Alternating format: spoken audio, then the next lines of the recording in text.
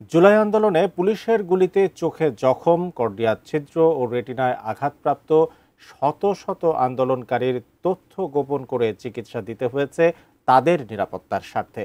শেখ হাসিনার বিরুদ্ধে সাক্ষ্যতে এই তথ্য দেন জাতীয় চক্ষু বিজ্ঞান ইনস্টিটিউটের একজন চিকিৎসক। আর জুলাই আন্দোলনের শহীদ মারুফ হোসেনের বাবা জানান, তার গুলিবিদ্ধ ছেলেকে ঢাকা মেডিকেল কলেজে নেয়ার পথে বাধা দেয় পুলিশ, এমনকি রাইফেলের বাট দিয়েও তাকে খোঁচানো হয়। জাবেদ আখতারের প্রতিবেদনে বিস্তারিত। জুলাই আগস্টের মানবতাবিরোধী অপরাধের মামলায় সাবেক প্রধানমন্ত্রী শেখ হাসিনা, সাবেক স্বরাষ্ট্রমন্ত্রী আসাদুজ্জামান খান কামাল সহ ৩ আসামির বিরুদ্ধে বিচার চলছে আন্তর্জাতিক অপরাধ ট্রাইব্যুনাল ১-এ। গত ৭ দিনে এই মামলায় সাক্ষ্য দেন ১৯ জন।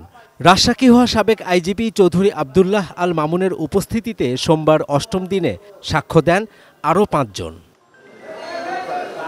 তাদেরই একজন জাতীয় চক্ষু বিজ্ঞান ইনস্টিটিউট ও হাসপাতালের পরিচালক খায়ের আহমেদ চৌধুরী। ৬ রোগীর চোখ থেকে বের করা ৬টি স্প্রিন্টার আদালতে দেখান তিনি।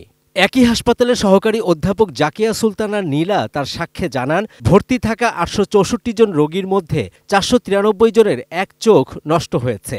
চিরতরে ২ চোখের দৃষ্টি হারিয়েছেন ১১ জন।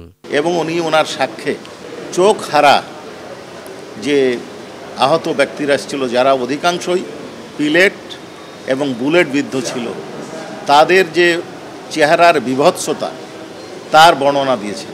১৭ জুলাই থেকে ৫ আগস্ট পর্যন্ত যে প্রেজেন্টেশনটা দিয়েছেন তাতে দেখা যায় হাজারেরও বেশি গুলিবিদ্ধ ব্যক্তি চক্ষু চিকিৎসার জন্য তাদের কাছে উপস্থিত হয়েছে। প্রাণ ইউএইচডি মিল্ক, শুদ্ধতায় ও মমতায় সবসময় সেরা স্বাদে। এদিকে কলেজ ছাত্র মারুফ হোসেন ঢাকার বাড্ডা এলাকায় আন্দোলনে যুক্ত হয়ে ১৯ জুলাই ব্র্যাক বিশ্ববিদ্যালয়ের সামনে গুলিবিদ্ধ হয়ে শহীদ হন। তার বাবা মোহাম্মদ ইদ্রিস সোমবার ট্রাইব্যুনালে সাক্ষ্য দেওয়ার সময় জানান, তার ছেলেকে বাড্ডা থেকে ঢাকা মেডিকেলে নিয়ে যাওয়ার পথে অহেতুক আটকে রাখে পুলিশ। সময়মতো ঢাকা মেডিকেলে নিয়ে যেতে পারলে হয়তো ছেলেকে বাঁচানো যেত। এই বর্ণনা দেওয়ার সময় আদালতে অঝরে কেঁদে ফেলেন তিনি। চিকিৎসায় বাধাগ্রস্ত শুধু করা হয়নি, থামিয়ে রাইফেলের বাঁট দিয়ে খুঁচিয়ে ক্ষতস্থানটাতে আঘাত করা হয়, দেখা হয় যে সত্যি ক্ষত হয়েছে কিনা, এবং ওইখানে দেরি না হলে তার অনুমান যে ছেলেটা হয়তো বাঁচত, সে তার বিচার চেয়েছে। শেখ হাসিনা, স্বরাষ্ট্রমন্ত্রী আসাদুজ্জামান খান কামাল, ওবায়দুল কাদের, চৌধুরী আবদুল্লাহ আল মামুন, স্থানীয় এমপি ও অকিল, স্থানীয় 2 জন কাউন্সিলর এবং যারা গুলি করেছেন তাদের সকলের